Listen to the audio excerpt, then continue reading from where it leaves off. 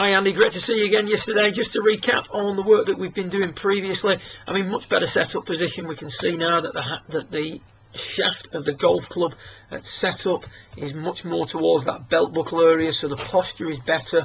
We've not got those hands quite as high. As we take the club back, because of that, we make a much better takeaway than we did before.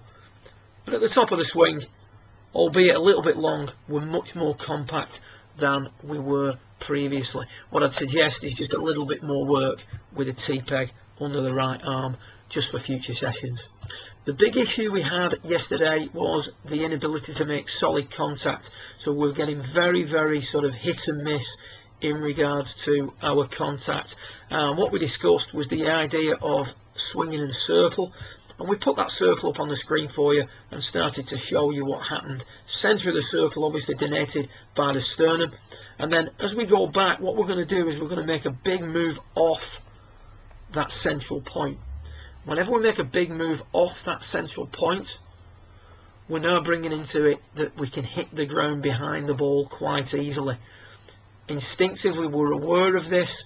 We're always trying to guard against hitting the ground behind the ball because it's a much worse shot than a thin, and as a result we don't get that extension that we were looking for 2 sessions ago.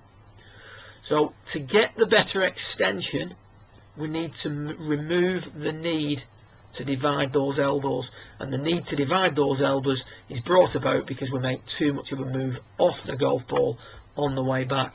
What I'd rather see you do is make a much more centered turn, as we see with our friend here on the far right. You can see again the center of the sternum illustrated, center of the swing illustrated on his sternum. He goes back, stays very centered, doesn't move off the golf ball at all on the way back. No, he isn't running the risk of hitting the ground behind the ball, but more importantly, he is policing the path of his club, and that's something we discussed during your session and gave you a visual for that. As he comes down now, he stays centered, weight moves forward, he can make solid contact every time, doesn't need to prevent the club digging in the ground, so he gets that nice extension through the hitting area.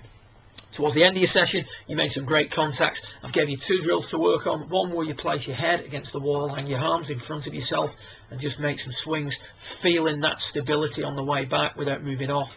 And the other is when you're out on a course or at the range, close your left eye, make some swings. With the left eye closed, you're less likely to move off the ball, because when you do, you're going to lose vision of that golf ball. That's probably the most unsettling thing for any golfer. So, bit of work on staying more centered, and in time that extension is going to come. You get some great shots towards the end of your session. Keep it up. Have a great day out on the 10th of April, and I look forward to discussing it with you the following day for your next lesson. Well done.